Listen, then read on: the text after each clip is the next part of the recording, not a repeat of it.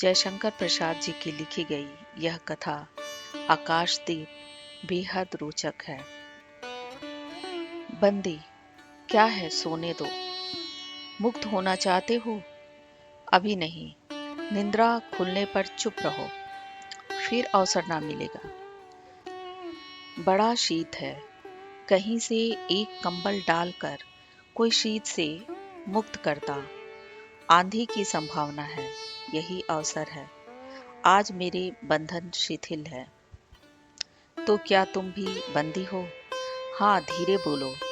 इस नाव पर केवल 10 नाविक और प्रहरी हैं। शस्त्र मिलेगा? मिल जाएगा। पोत से संबंध रज्जू काट सकोगे? हाँ। समुद्र में हिलोरें उठने लगी। दोनों बंदी आपस में टकराने लगे। पहले बंदी ने अपने को स्वतंत्र कर लिया, दूसरे का बंधन खोलने का प्रयत्न करने लगा। लहरों के धक्के एक दूसरे को स्पर्श से पुलकित कर रहे थे।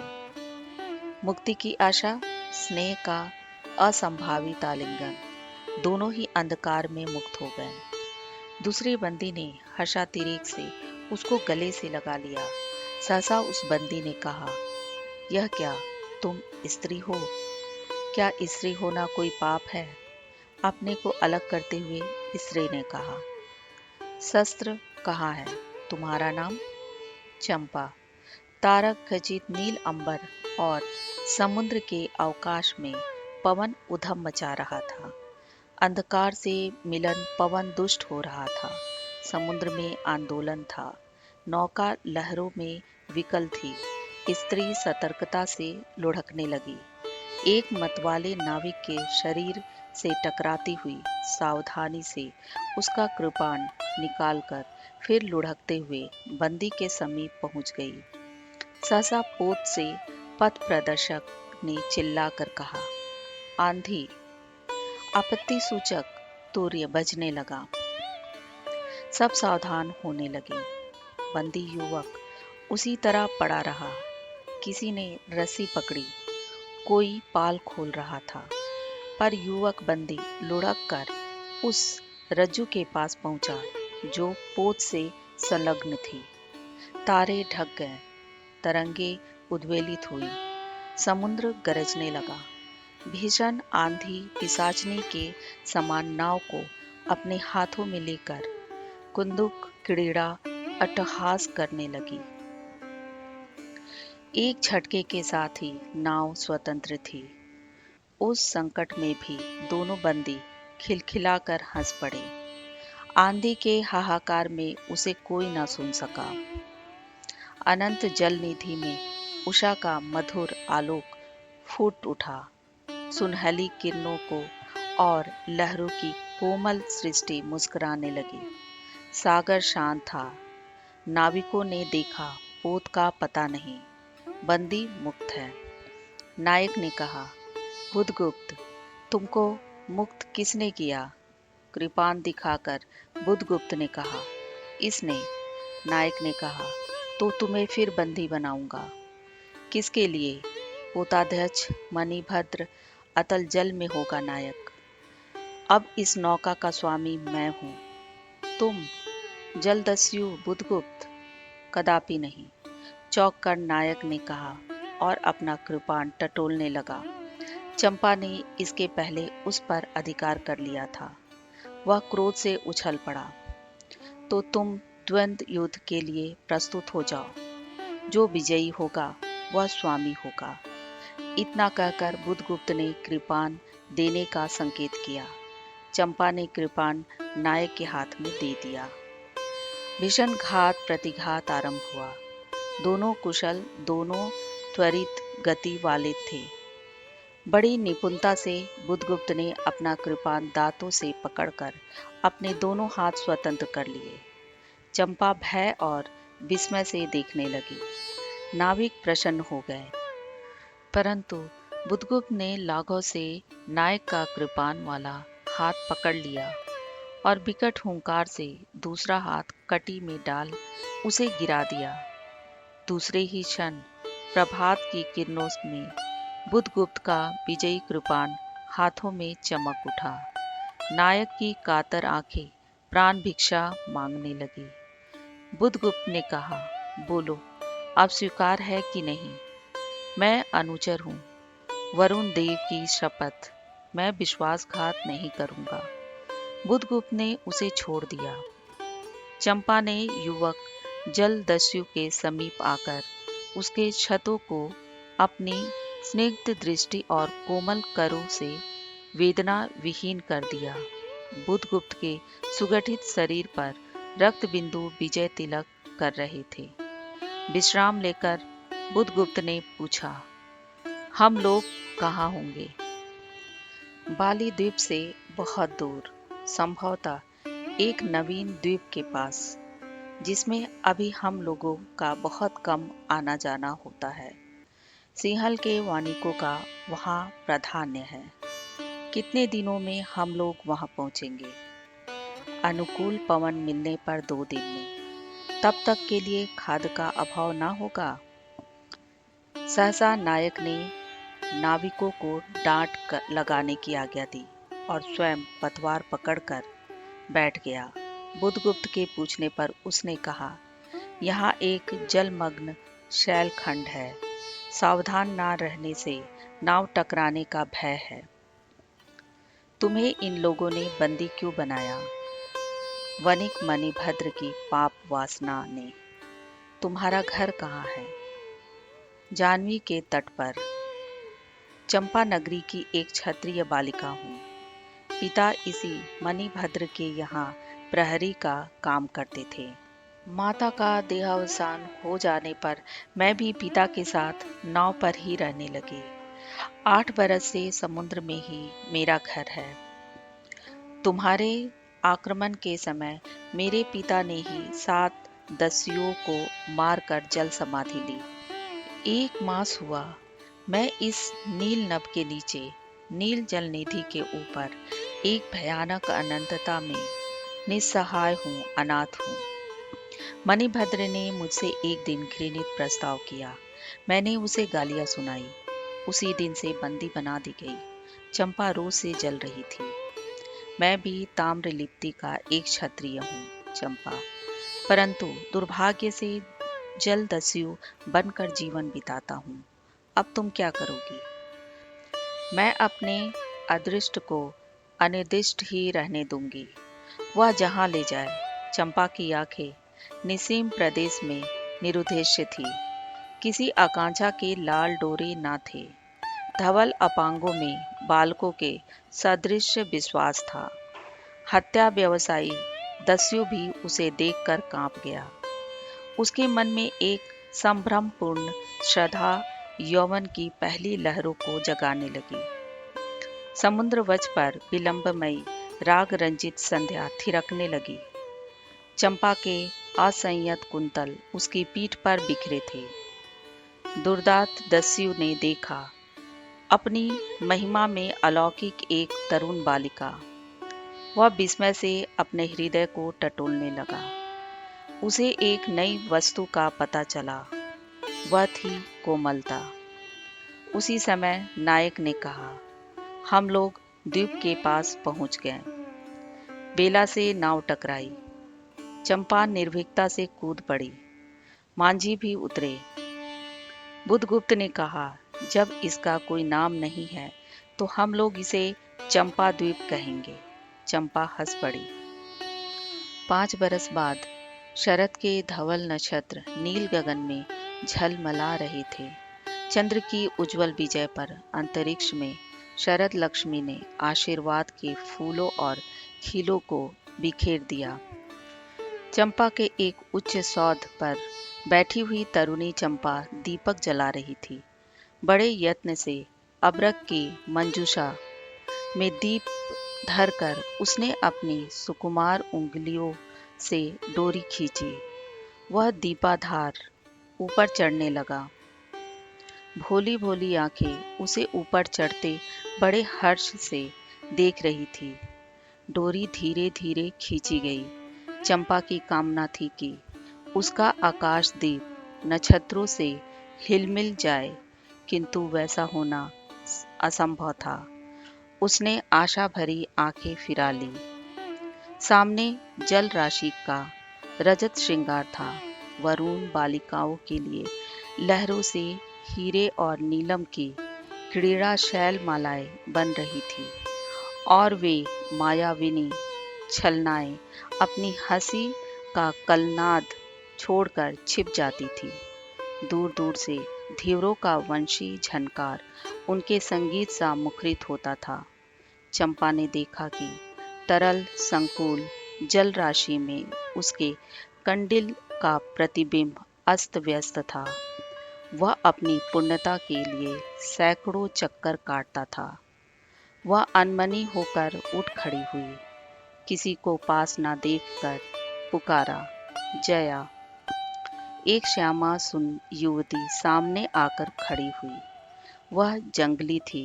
नील नभोमंडल के मुख में शुद्ध नक्षत्रों की पंक्ति के समान उसके दांत हंसते ही रहते। वह चंपा को रानी कहती। बुधगुप्त की आज्ञा थी। महानाविक कब तक आवेंगे, बाहर पूछो तो। चंपा ने कहा। जया चली गई। दूरागत पवन चंपा के अंचल में विश्राम लेना चाहता था। उसके हृदय में गुदगुदी हो रही थी। आज ना जाने क्यों वह बेसुध थी। वह दीर्घकाल दृढ़ पुरुष ने उसकी पीठ पर हाथ रखकर चमत्कृत कर दिया। उसने फिर कर कहा, बुधगुप्त, बावली हो क्या? यहाँ बैठी हुई अभी तक दीप जला रही हो? तुम्हें यह काम करना है। क्षीर निधि शाही अनंत की प्रसन्नता के लिए क्या दासियों से आकाश दीप जलवाऊं? हंसी आती है। तुम किसको दीप जलाकर पथ दिखलाना चाहती हो? उसको जिसको तुमने भगवान मान लिया है। हाँ, वह भी कभी भटकते हैं, भूलते हैं। नहीं तो बुधगुप्त को इतना ऐश्वर्य क्यों देते? तो बुरा क्या हुआ? इस द्वीप की अधीश्वरी चंपा रानी, मुझे इस बंदी गृह से मुक्त करो। अब तो बाली, जावा और सुमात्रा का वाणिज्य केवल तुम्हारे ही अधिकार में है, महानाविक। परंतु मुझे उन दिनों की स्मृति सुहावनी लगती है, जब तुम्हारे पास एक ही नाव थी और चंपा के उपकूल में पन्ने लाद कर हम लोग सुखी जीवन बिताते थे। इस जल में अगिनत बार हम लोगों की तरी आलोक में प्रभात में तारिकाओं की मधुर ज्योति में थिरकती थी। बुधगुप्त, उस बिजन अनंत में जब माझी सो जाते थे, दीपक बुझ जाते थे। हम तुम परिश्रम से थक कर पालों में शरीर लपेटकर एक दूसरे का मुंह क्यों देखते थे? वह नक्षत्रों की मधुर छाया। तो चंपा, अब उससे भी अच्छे ढंग से हम लोग विचर सकते हैं। तुम मेरी प्राणदात्री हो, मेरी सर्वस्व हो। नहीं नहीं, तुमने दस्यु वृत्ति छोड़ दी, परंतु हृदय वैसा ही अकरुण, सतृष्ण और ज्वलनशील है। तुम भगवान के नाम पर हंसी उड़ाते हो, मेरे आकाशदीप पर व्यंग कर रहे हो। नाविक, उस प्रचंड आंधी में प्रकाश की एक एक किरण के लिए हम लोग कितने व्याकुल थे। मुझे स्मरण है, जब मैं छोटी थी, मेरे पिता नौकरी पर समुद्र में जाते थे। मेरी माता मिट्टी का दीपक बांस की पिटारी में भागीरथी के तट पर बांस के साथ ऊंचे टांग देती थी। उस समय वह प्रार्थना करती थी, भगवान, मेरे पथ भ्रष्ट नाविक को अंधकार में ठीक पद पर ले चलना। और जब मेरे पिता बरसों पर लौटते तो कहते, साध्वी, तेरी प्रार्थना से भगवान ने संकटों में मेरी रक्षा की। वह गदगद हो जाती। मेरी माँ, आह नाविक, यह उसी की पुण्य स्मृति है। मेरे पिता वीर पिता की मृत्यु के निष्ठुर कारण जलदस्यु, हट जाओ। सहसा चंपा का मुख क्रोध से भीषण होकर के रंग बदलने लगा। महानाविक ने कभी यह रूप ना देखा था। वह ठठाकर हंस पड़ा। यह क्या चंपा, तुम अस्वस्थ हो जाओगी, सो रहो, कहता हुआ चला गया। चंपा मुट्ठी बांधे उन्मादिनी सी घूमती रही। निर्जन समुद्र के उपकूल में वेला से टकराकर लहरें बिखर जाती थी। पश्चिम का पथिक थक गया था, उसका मुख पीला पड़ गया था। अपनी शांत गंभीर हलचल में जलनिधि विचार में निमग्न था। वह जैसे प्रकाश की उन्मिलिन किरणों से विरक्त था। चंपा और जया धीरे धीरे उस तट पर आकर खड़ी हो गई। तरंग से उठते हुए पवन ने उसके वसन को अस्त व्यस्त कर दिया। जया के संकेत से एक छोटी सी नौका आई। दोनों के उस पर बैठते ही नाविक उतर गया। जया नाव खेने लगी। चंपा मुक्त सी समुद्र के उदास वातावरण में अपने को मिश्रित कर देना चाहती थी। इतना जल, इतनी शीतलता, हृदय की प्यास ना बुझी, पी सकूंगी नहीं तो वैसे जैसे वेला में चोट खाकर सिंधु चिल्ला उठता है, उसी के समान रोदन करूं या जलते हुए स्वर्ण गोलक सदृश अनंत जल में डूबकर बुझ जाऊं। चंपा के देखते देखते पीड़ा और ज्वलन से आरक्त बिंब धीरे धीरे सिंधु में चौथाई आधा, फिर संपूर्ण विलीन हो गया। एक दीर्घ निश्वास लेकर चंपा ने मुंह फेर लिया। देखा तो महानाविक का बजरा उसके पास है। बुधगुप्त ने झुककर हाथ बढ़ाया। चंपा उसके सहारे बजरे पर चढ़ गई। दोनों पास पास बैठ गए। इतनी छोटी नाव पर इधर घूमना ठीक नहीं। पास ही वह जलमग्न शैलखंड है। कहीं नाव टकरा जाती या ऊपर चढ़ जाती चंपा तो। अच्छा होता बुधगुप्त, जल में बंदी होना कठोर प्राचीरों से तो अच्छा है। आह चंपा, तुम कितनी निर्दयी हो। बुधगुप्त को आज्ञा देकर देखो तो वह क्या नहीं कर सकता। जो तुम्हारे लिए नए द्वीप की सृष्टि कर सकता है, नई प्रजा खोज सकता है, नए राज्य बना सकता है, उसकी परीक्षा लेकर देखो तो। कहो चंपा, वह कृपान से अपना हृदय पिंड निकाल अपने हाथों अतल जल में विसर्जन कर दे। महानाविक जिसके नाम से बाली, जावा और चंपा का आकाश गूंजता था, पवन थर्राता था, घुटनों के बल चंपा के सामने छलछलाई आंखों से बैठा था। सामने शैलमाला की चोटी पर हरियाली में विस्तृत जल देश में नील पिंगल संध्या प्रकृति की सहृदय कल्पना विश्राम की शीतल छाया स्वप्नलोक का सृजन करने लगी। उस मोहिनी के रहस्यपूर्ण नील जाल का कुहक स्फुट हो उठा, जैसे मदिरा से सारा अंतरिक्ष सिक्त हो गया। सृष्टि नील कमलों में भर उठी। उस सौरभ से पागल चंपा के बुधगुप्त के दोनों हाथ पकड़ लिए। वहां एक आलिंगन हुआ, जैसे क्षितिज में आकाश और सिंधु का। किंतु उस परिरंभ में सहसा चैतन्य होकर चंपा ने अपनी कुंचकी से एक कृपाण निकाल लिया। बुधगुप्त, आज मैं अपने प्रतिशोध का कृपाण अतल जल में डुबा देती हूँ। हृदय ने छल किया, बार बार धोखा दिया। चमक कर वह कृपाण समुद्र का हृदय बेधता हुआ विलीन हो गया। तो आज से मैं विश्वास करूं, क्षमा कर दिया गया? आश्चर्यचकित कंपित कंठ से महानाविक ने पूछा। विश्वास कदापि नहीं बुधगुप्त। जब मैं अपने हृदय पर विश्वास नहीं कर सकी, उसी ने धोखा दिया, तब मैं कैसे कहूँ? मैं तुम्हें घृणा करती हूँ, फिर भी तुम्हारे लिए मर सकती हूँ।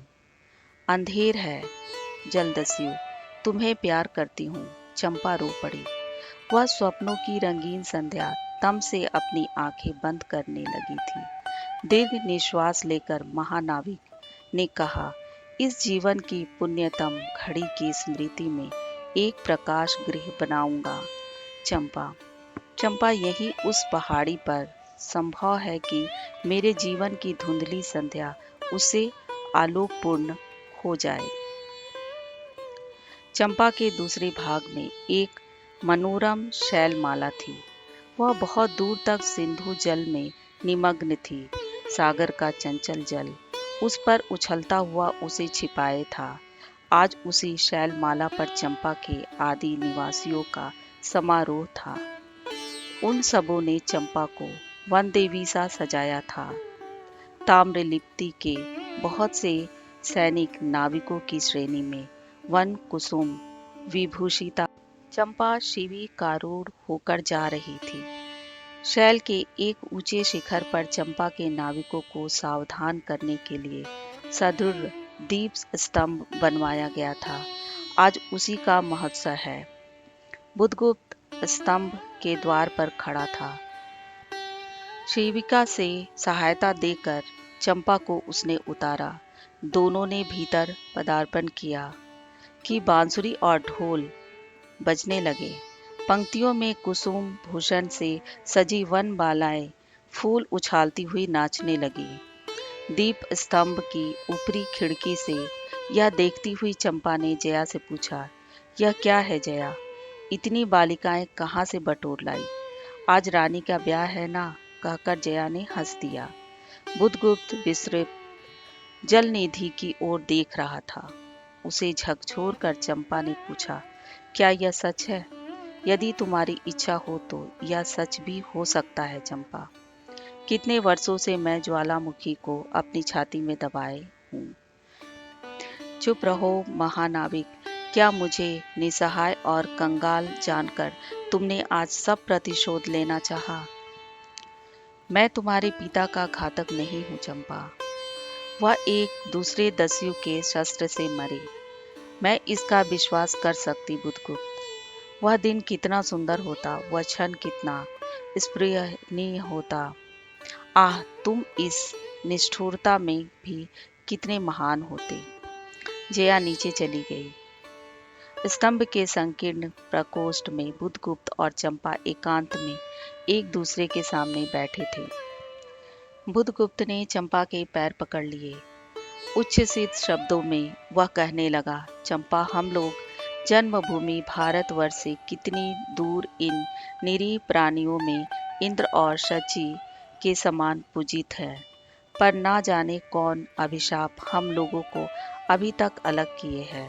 स्मरण होता है वह दार्शनिकों का देश, वह महिमा की प्रतिमा। मुझे वह स्मृति नित्य आकर्षित करती है, परंतु मैं क्यों नहीं जानती हो, इतना महत्व प्राप्त करने पर भी मैं कंगाल हूँ। मेरा पत्थर सा हृदय एक दिन सहसा तुम्हारे स्पर्श से चंद्रकांत मणि की तरह द्रवित हुआ। चंपा, मैं ईश्वर को नहीं मानता, मैं पाप को नहीं मानता, मैं दया को नहीं समझ सकता, मैं उस लोक में विश्वास नहीं करता, पर मुझे अपने हृदय के एक दुर्बल अंश पर श्रद्धा हो चली है। तुम ना जाने कैसे एक बहकी हुई तारिका के समान मेरे शून्य में उदित हो गई हो।